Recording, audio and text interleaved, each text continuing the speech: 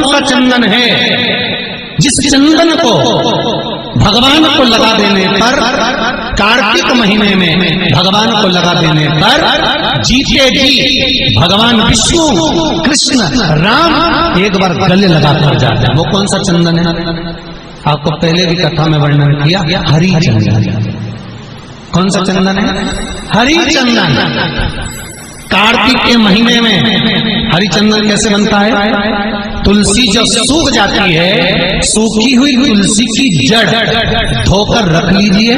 कार्तिक के महीने में उसको सिलबट्टे पर घिसकर उसका चंदन बनाइए, उसमें थोड़ा सा कुंकुम मिलाइए। चंदन बनाकर कार्तिक के महीने में जो भगवान विष्णु के मस्तक पर तिलक लगाता है और अपने मस्तक पर भगवान का ही तिलक लगा लेता है, उसको जीते जी एक बार मेरा श्री हरि गले लगा लेता है, वो हरि चंदन।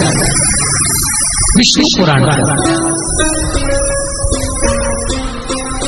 अभी अधिक मास लगेगा अपना 18 तारीख से, तब अपन उसमें श्रवण करेंगे तुलसी के एक एक महत्व को, कि तुलसी की जड़ में जो पतली धारा रहती है उससे क्या फल मिलता है।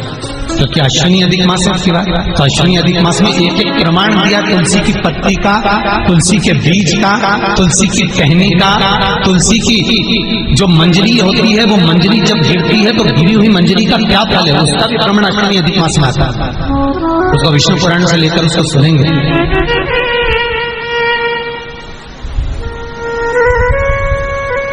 हरि चंदन। उसी तरह कार्तिक के महीने में सूखी हुई तुलसी की लकड़ी घी में भिगोकर, घी के दिए में घी भरकर जो भगवान के मंदिर में, भगवान श्री हरि के मंदिर में, नारायण राम कृष्ण के मंदिर में दिया जला देता है, उस लकड़ी का उसकी मनोकामना 3 महीने में पूरी हो जाती है। महाराज कार्तिक के महीने में उस तुलसी का इतना महत्व निर्धारित करना कि हम कार्तिक के जो 7 नियम है, कार्तिक के महीने के जो 7 नियम बताए गए हैं, कम से कम हम 7 नियम में से एक नियम ऐसा पकड़ें जिससे हमारा जीवन सार्थक हो जाए।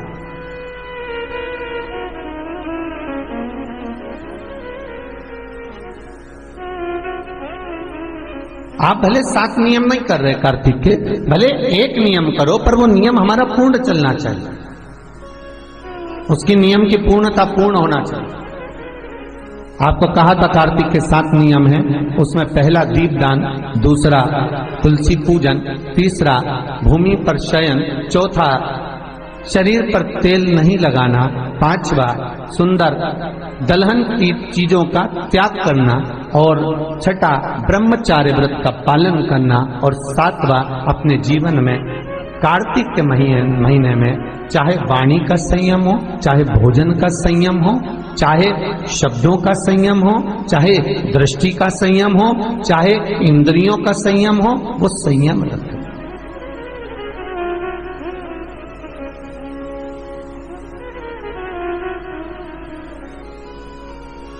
वो संयम धारण करना। अब हमें ये ज्ञात करना है कि 7 नियम जो कार्तिक के महीने के होते हैं, कार्तिक माह में जो 7 नियम बताए गए होते हैं, इन 7 नियम में से कोई एक नियम हम हमारी जिंदगी में उतार लें, कोई एक नियम हम हमारे जीवन में उतार लें, जिस नियम के बल पर हमें परमात्मा का साक्षीकरण हो जाए।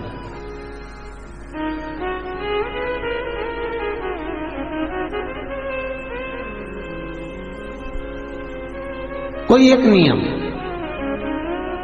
अगर आप दीप दान कर रहे हो कार्तिक के महीने में, प्रतिदिन आपने 1 महीना तक दीप दान करा महाराज, तो ये भी आपका एक नियम है। 1 महीने तक आपने जो तुलसी में जल चढ़ाया, ये भी आपका नियम है। आपने अगर वाणी पर संयम रखा है, ये भी आपका महाराज। एक बहुत सुंदर बात कार्तिक के महत्व से लीजिएगा अपने जीवन में उतारने के।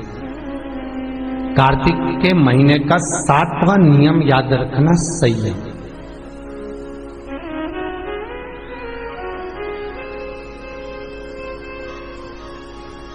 किस समय पर किस चीज का संयम होना चाहिए, ये हमारे। जिसका बेटा, जिसका बच्चा मंद बुद्धि हो, विवेक काम नहीं कर रहा, बुद्धि काम नहीं कर रही, चित्त काम नहीं कर रहा, बहुत चिड़चिड़ा, बहुत उचिष्ट, विवेक काम नहीं कर रहा, बुद्धि काम नहीं कर रही। हाँ, यहां तक शिव महापुराण की कथा कहती है, एक बीमारी होती है जिसमें नसें शरीर की काम करना बंद कर देती है, और वो उस बीमारी का इलाज पूरे बाहर विदेश में भी नहीं है, जिसमें धीरे धीरे धीरे धीरे नाड़ियां नसें बंद होती चली जाती है, पांव हाथ काम करना बंद कर देता है, फिर वाणी कम हो जाती है, नयन दिखना बंद हो जाता है, शरीर बेकार। उसके लिए भी कोई मंद बुद्धि है, उसके लिए भी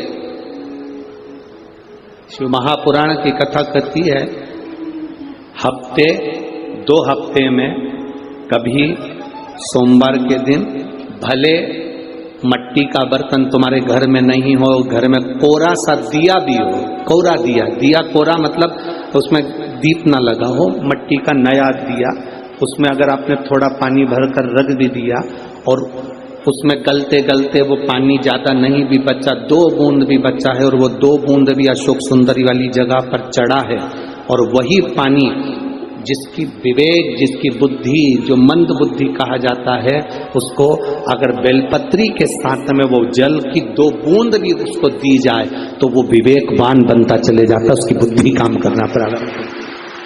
कितना भी मंद बुद्धि हो, पड़ा रहता हो, पड़ा है, मुंह से राल बह रही है, वो बोल नहीं पा रहा, शरीर विग्रह बेकार बिल्कुल, उसके लिए भी ये कार्य करता।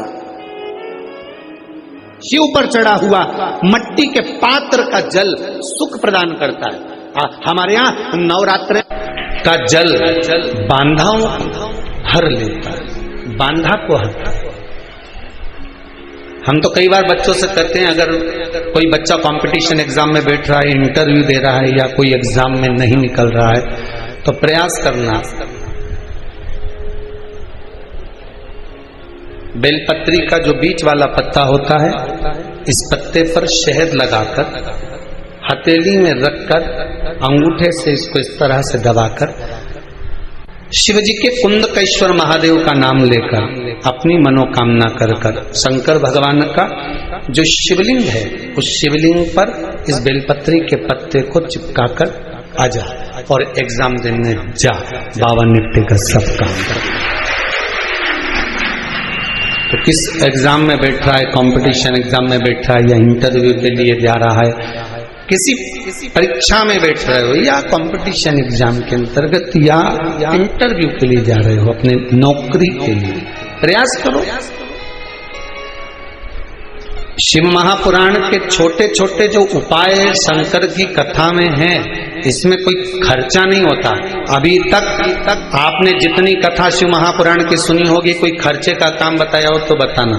बस एक ही खर्चे का काम बताया था, वो पिछला वो शिवरात्रि का उत्सव गया, उसमें गुलाब का फूल।